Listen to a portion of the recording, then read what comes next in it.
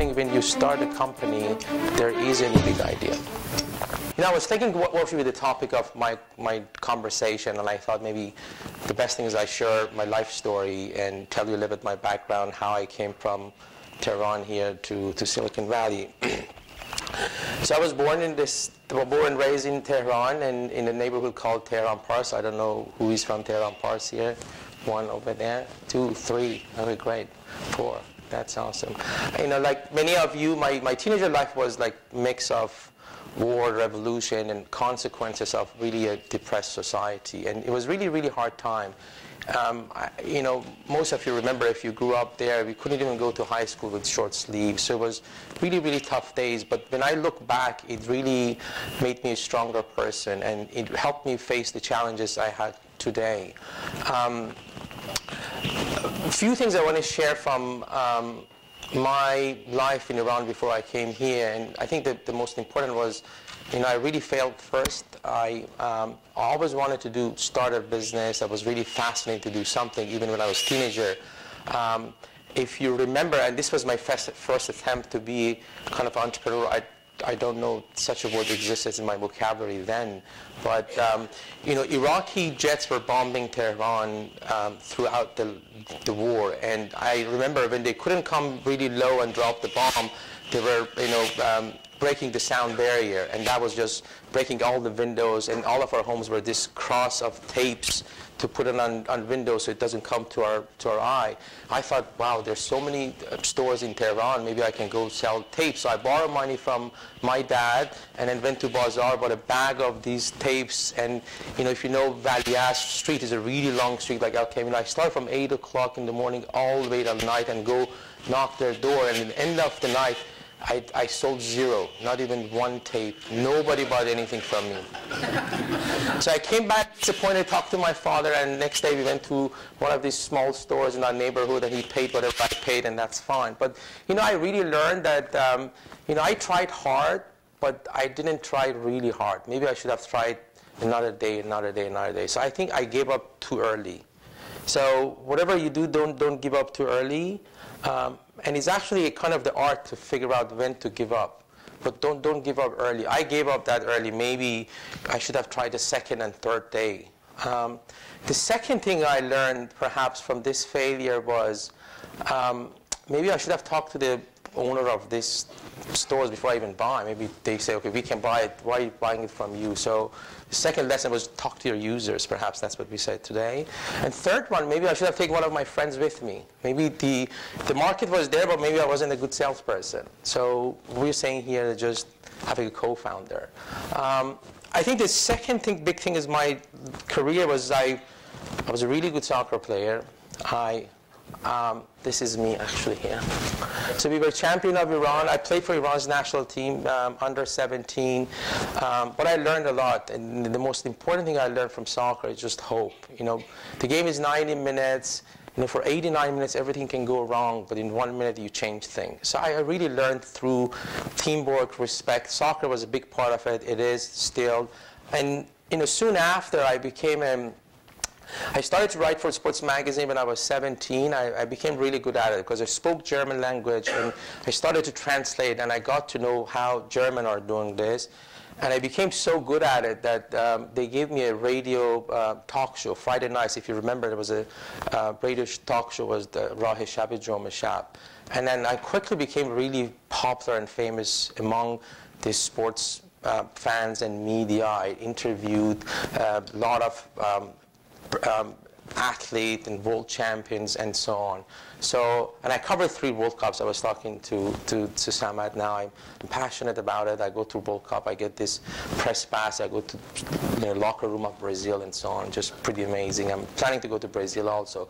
But that was a big part of it. And you know, after I dropped university, went to Germany. I asked my parents to leave Iran, so they went to Germany with my brother. But after you know, I served in the military. I tell you the reason I didn't leave Iran. I went to military. But I went to Germany. There was a professional soccer club over there. So you can play and you can go to university. It was, you know, a dream for me, just playing soccer and then go to university. And my brother, I don't know if you have seen this Mamal Amrikai, Behruz Busuqi movie that he loves to go. So he was like a live example of Mamal Amrikai. He left Iran. He had this American dream to come here, but he was denied visa every month. So for like 3-4 years, he was keep going to Frankfurt, and it was very, very hard. It wasn't like that. And that time was really, really hard to get visa. And one morning, I was there like in Germany, like 3 weeks, and he said, maybe we should go get a visa and you go to USA. And sometimes in life, something won't happen, so you take it easy and you do it. And I said, okay, let's do it, because he was just telling me to go. I went over there, and actually the consulate came herself. She was a lady in like mid-30s, and said, explain why you want to go to US. And I said, I want to go watch NBA, NFL, and then this is my press pass, and so on. And she gave me a visa. And she gave me a visa, and then later on I figured out she gave me a visa forever. So journalists have a visa called J, and you can go forever in the U.S. You cannot work, but you can stay forever. And it was pretty amazing. I didn't know it. I figured out like 2 years after I came here. I thought all the visas are the same. But honestly, I don't know why I came to U.S. It was no logic behind it. I spoke German. I couldn't speak any word English. My parents were there. I wanted to play soccer, and I wanted to go to continue my education. Everything was perfect in Germany. I think the only thing I can bring it is just I'll follow my gut. It was just the challenge I want to take. I came here. So I arrived here in March '92 with almost zero, not $700, 2 weeks after. My uncle lived in San Carlos, so I went there. It was hard for me because I couldn't speak the language, and I was really active in Iran. People knew me. I was on radio and TV and so on.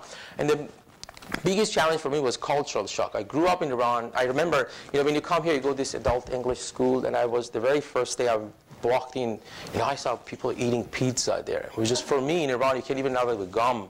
And when teacher came in, I stand up, and everybody was laughing at me. So anyway, that passed, but I think soccer helped me. When I was playing soccer, I thought one day I'd play in World Cup. But soccer helped me to land my first job. And because of my network, I knew the head coach of Iran's national team lived here, Asghar Sharafi. So I called him. He knew me. And I thought, he'd give me a job. And, he has an office, perhaps. I go work. He said, yeah, you can come here. I have a car wash. You can wash cars. So that was my first job here in San Jose. I didn't have a car, so I bought a car for $750, 5 payments of $150, and I didn't pay the last payment because the car broke. So, and then while I was doing this, but I knew I'm not going to wash cars the rest of my life. So it was for me no-brainer to take the job. I knew I'm going to do something better. So I took the job with no hesitation. I didn't analyze it. You were a sports writer, now you have to wash cars. I just want to get the life keep going. So I took that job instantly. It was hard, but I did it. Then I met an Iranian businessman that had a yogurt shop in Redwood City. And I went over there. I could speak English by that time. I was going to college, and he gave me a job to work at his place. And at that time, I was going to get married in Iran. I didn't want to ask my father to pay for my wedding, so I was saving every single penny. I was working in this yogurt shop in the morning, and at night I was going to college to study. And I remember I didn't have showers. I was going to the college, in gym over there, take a shower, come back, study to 2 a.m. and open up again. But in order to save money, and this is a really turning point of my life, he had an attic above the yogurt shop, and I said, can I live there? And he said, Pejman, there is no room, there is no air, you can do that, but it's hard. I said, I'll do it. So I lived up there, and this is the picture I found. This is in the morning I came, this is the attic. You can see the knife, because it was the robbery happened over there. Over there, but it's seriously didn't happen because if somebody was coming taking a picture and didn't notice it could be the robber. So this was the owner one morning came here to take a picture. So this was my life for a few months up there, and you still can go on Veterans Boulevard. And then one day I was studying. If you remember, at that time was a Persian TV here, Nima TV, and Sundays afternoon I have a small TV, and I saw this ad. It says, Medallion Rug Gallery is hiring, salespeople and so on. I look at where I live, and I look at the gallery, and I said, wow, this is very nice. So I called, and the gentleman who is late Mr. Amidi, and I really learned so much from him. He interviewed me on the phone, and he said, have you sold carpets? I said, no. And he said, have you sold cars, furniture? I said, no. He said, have you sold anything in your life? I said, no. So why did you call then? And then he was going to hang up, and I said, sir, can I say something? He said, yeah. I said, how can you deny somebody that you haven't met? And later on, he said, I really liked what you just didn't give up. So he invited me to go there, and next day he just hired me on the spot. So I joined Medallion Rug Gallery. I created a really passion for the business, and I took it from 4 people in 10 years to 30 people. And Medallion Rug Gallery just became like Cartier of carpets. I really liked the whole concept of retail and grew the business. But what had happened throughout this 10 years, 6, 7 years, from 94 to like 5, 6 years, I realized I'm in the heart of Silicon Valley, and I was really fascinated and stunned by entrepreneurs, people who come with their knowledge, with their creativity, and build a product that millions of users are using it. So I spent a lot of time to know the ecosystem. I teach myself at that time to how the whole thing works. I pay a lot of attention. Who are the playmakers? How do people raise money? And I started to do a lot of networking, and I did a lot of networking events. So I built a really massive network, and I got to know the whole process of starting a company and building a product. But I was attending every single conference. I was going and meet people. It was incredible for me. The learning was just unbelievable. Fast forward in 2000, Amidi family and I, myself, we started Amid Zad, which is my last name and third last name. You can see it's Amidi and Nozad. And it was a $2 million fund. I saved $200,000. I had everything I put in this, and we started investing in companies. We made so many mistakes, you won't believe it. We just left and right. We were writing checks here and there. But I learned through the whole process that why this investment doesn't work. And I was very lucky and fortunate to be working with amazing founders, in particular Andy Rubin. I don't know if you know Andy Rubin or not. He's the founder of Android. So we give the first check to Andy when he started Danger and became Android later on. I really witnessed how an amazing founder works, how he thinks, how he faces challenges, how he hires and fires. So for me, the bar of qualifying an entrepreneur went really high early on. And the rest of it for me was pattern recognition. Really get to know the founders, what they do. So fast forward today, so I've invested in over 100 startups. As Julia says, over $10 billion and keep going up. It's interesting, 1/5 of these companies founders of Iranian, so I take a lot of pride, like Zeus, Dropbox, and many other, SoundHound. It's incredible that the Iranian American founders, how good they are. I learned a lot. I think, the most important thing is every single day I wake up and meet entrepreneurs. I learned so much from them. So you guys inspire me, your dedication, your creativity, your hard work. So thanks for being out there. I couldn't be here without you guys. So I want to thank you so much. But one thing I learned, that entrepreneurs make mistakes. And I feel there's one big mistake they do, but I want to open it up. What do you think what is the biggest mistakes entrepreneurs do very early on? Any comment? Or they spread themselves off. Then they plan a lot of things and want to do everything at the same time. Very good. Not focusing. Very good. Love their something that is no market for. Very good. Love their product. Love their product? That's very good. Raise money too early. That's very good. Giving up too early. Very good. Love user testing. These are awesome. Well, I have one. This is kind of a 30,000 feet. All what you said is just exactly what I tell entrepreneurs every day. This is fantastic. But I believe in one thing. I think there is no big idea. This might surprise you, but I don't think when you start a company, there is any big idea. People think they should start a company and chase big ideas, and they misdirect themselves. If you look at history, look at Google, Facebook, eBay. None of them started on big ideas. And I want you to really think about it, because people think entrepreneurship, building companies, is all about finding big ideas and solve it. But what you should do, you should solve a real problem. And if this problem is closer to your heart, the chance of building a product that millions of users use it is a lot. So you should look around, see what can you make it a little bit better. And if you look at like Dropbox, the company I was involved from early on, it wasn't really rocket science. It was Drew Houston, the founder of the company, was traveling in a train, and he forgot his memory stick, and he couldn't access his file, and he said, this is stupid. I should access it on the web. So and he started to build something for himself.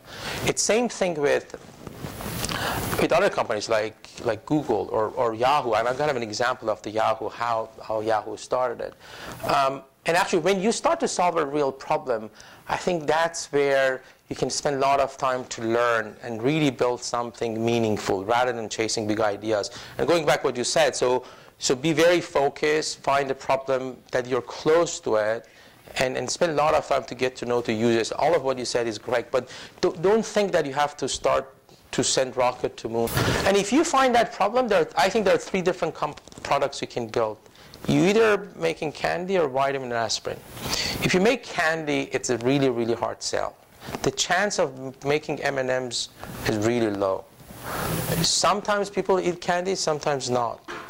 But think about what you're building. Is it candy or is it vitamin? It's good to have. Sometimes you have it, but if you don't have it, it's okay. The one that is really, really important is aspirin. If you have headache, you really have to have it. So think about it. So analyze yourself and be very honest to what you're doing. Detach from yourself and look at what you're doing. So I think this candy, vitamin, aspirin is really good exercise for any entrepreneur who's building a product out there. This is Yahoo's homepage. So going back to the idea, it wasn't don't chase a big idea. David Filler and Jerry Yang at Stanford, when web browsers became really popular at that time, Netscape, they wanted to create a directory of the website for themselves. And then that directory became so big that they categorize it. You can't see it here. It's kind of, news, computer, and so on. That's how Yahoo started it. So again, go back to solving a problem for yourself rather than chasing a big idea. And Dropbox was the same. Shabir asked me, Pejman, talk about Dropbox. How did you find them, and so on. I think it's a good story to talk about it. So I met Drew and Arash at the YC Demo Day in 2007. And at that time, Y Combinator was very different than today. Today, like 50 to 100 companies present. The auditorium was 800 people. And at that time was perhaps the audience like this size, like 30 to 40 people, 12 companies presented, and each company presented for 2 minutes.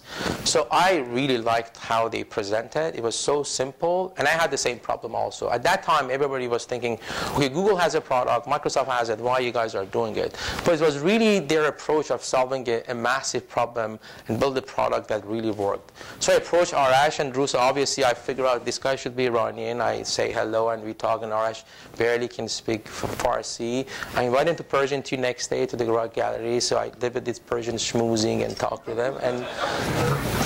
And I felt these guys are up to something really, really big. And I met them Tuesday, I invited them Wednesday, and I have a really close relationship with Sequoia Capital. I called Doug Leone, and I said, Doug, I met these 2 really young guys. I think you guys should meet them. So he said, fine. So Friday morning, I went there with Drew and Arash and Doug Leone, one of the partners of Sequoia, and there was another partner, Samir Gandhi, who's now at Excel Partners. So they gave a presentation for an hour, and then Samir came out and said, Pejman, we really like them, and they should come and present. Normally VCs, when they like you and they go through it, you go and present to the entire partnership Mondays. So come Monday, I don't know for what reason. I said, if you guys don't give them money Monday, they take money from somewhere else. They had no offer on any table, and I normally don't do it, but it just happened that I instantly bring it up. And they said, okay, that's a problem because Mike Moritz is not there, and Mike Moritz is the big partner of Sequoia Capital, and if he's not there, they don't make a decision. I said, you guys should think about it that, by Monday you should give back to them. And Samir called me and he said, okay, we figure out that Mike Moritz comes to their apartment with you Saturday morning. And this is really rare, Mike Moritz goes to the apartment. So Saturday morning, it was me, Mike Moritz, and Arash and Drew, and their place was like 600-700 square foot, their apartment and work. And we talked, and Mike Moritz later on told me that I really like these guys and have them come to present Monday. So they went Monday to present to the partnership, and but Samir said, Pejman, be on standby. If you want to do this still, we need your help. So then we went Monday night dinner in San Francisco, Union Street. There's a restaurant called Cafe Vino. So the dinner took like 4 hours because these guys want to raise $250,000. Sequoia want to put $1 million. And I didn't want to deal, break apart. So at the end of on the piece of paper, we agreed to $1.2 million seed round. Nozad invested a big chunk amount, and the rest of it history. Like 200 million users, 80,000 square foot, and just growing really, really fast over there. But for me, was really Arash and Drew was the key things. It wasn't rocket science. The sharing 5 wasn't something new, but it was a real problem I had, many people had, and these guys had a great approach. A few things I want to share with you. I think if you're taking this journey, don't be afraid of taking big risks. Often really big opportunities looks really crazy early on, but stick to your gut, and you might be right. I believe all of you are here because you think you can make a difference. That's why you're here Saturday morning. So if you're taking this journey, aim really high. Really, really high. Just don't settle for a small one. This is a really bumpy road. Being an entrepreneur is an emotional roller coaster, but you have to be ready. But I promise you, this is the best thing you can do in your life. The journey, the experience, the impact you're making is really priceless. And that has nothing to do with the financial outcome. I think if you're following trends, you're not innovating. So don't try to make Dropbox a little bit better, or don't do this for that. Just be original. Follow your heart and find a real problem that you should solve. I as an investor, if there's a trend, it's too late to invest. If people said this space is really hot, it's already not. If people know it is not hot anymore. I'm an investor, but I don't know what is next. You guys know. So don't rely on your investor to tell you what is next. I think good investors are the ones who support great entrepreneurs. They can share advice, but they don't know what is next. If they know, they start themselves. If they're saying anything else, they're lying. And this is very important because I think often people confuse vision with their interim goal. Vision is, let me say interim goal. So people often, they think they have a goal, they have a vision, but normally they want to raise $1 million or they want to sell the company in 18 months. That's not the vision. The vision is if you have $50 million today in the bank and you have all the engineers you want in the world in your office, what will happen in 5 years? That's the vision you should have. So don't sacrifice your vision with interim goals. It's very, very important. I was going to talk about this, but I think it's too much. So I can share these things later on with you. I want to leave end up my talk with, I believe you can, and you're halfway there from Theodore Roosevelt. It happened for me. I turned my life upside down from being in this attic and being on the cover of Forbes. I believe you guys can do. Thank you very much.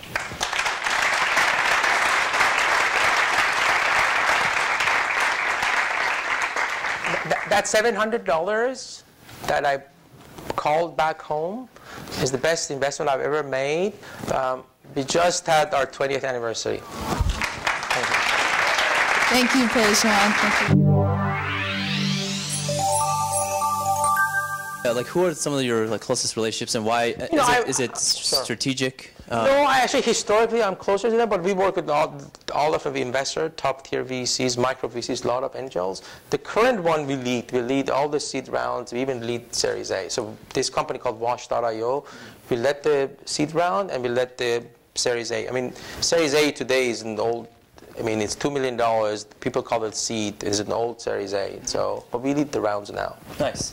And then, so you've also discussed investing in a lot of Persians, like this gentleman from Carnegie Mellon and others. What is it that you see in our culture that's actually been, advantageous? Like, what is it that our co-founders and founders of startups have that maybe others like intrigues you? You know, a few things. I think we as Iranian and Persian, we strive to be successful, so we have that really will in us, in all of us here. Being immigrant, I think you all want to achieve something really big.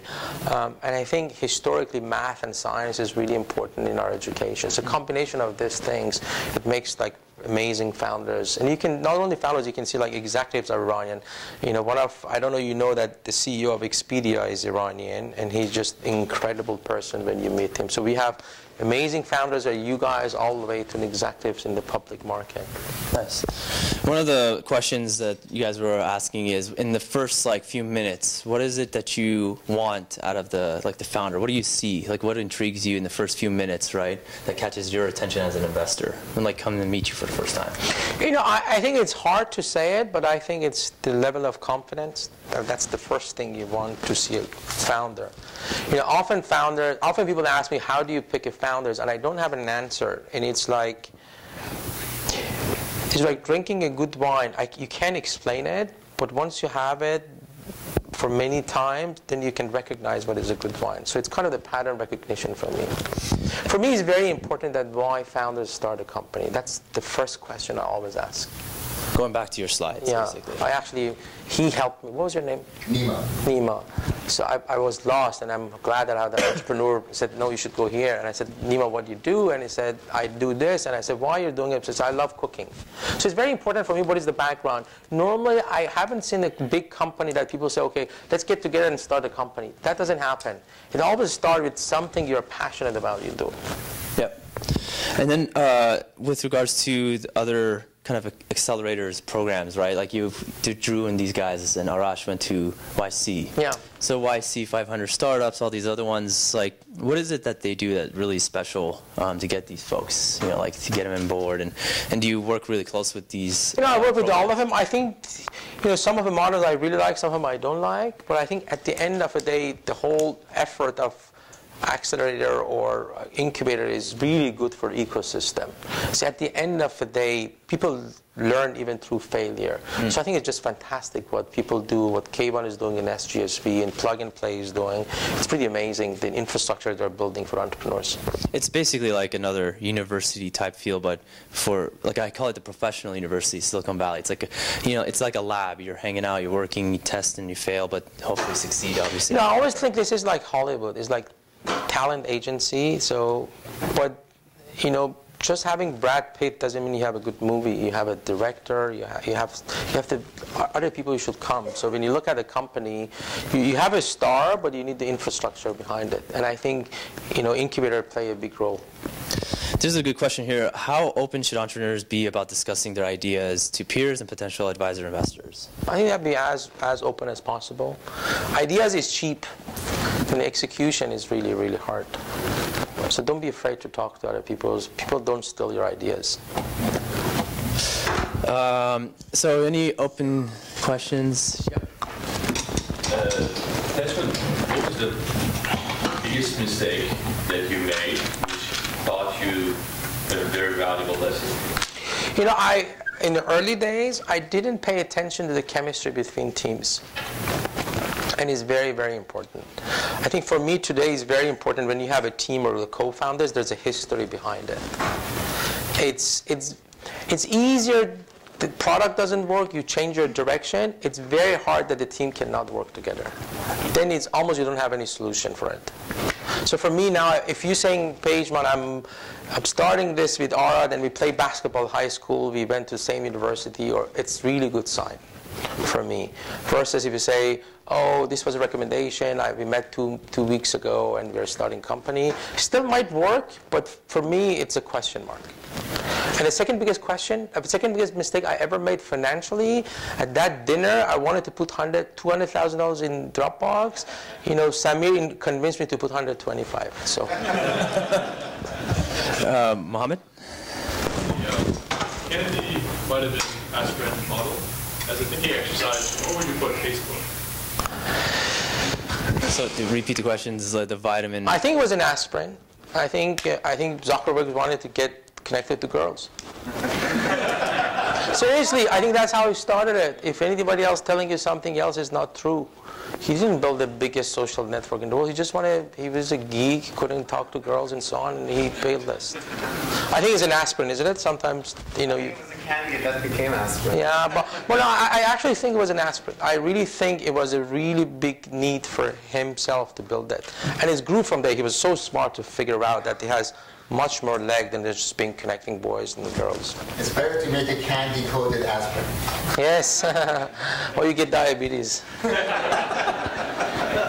I think we had a question right here, right? And I'll go with you after. Who do you think is going to win the World Cup?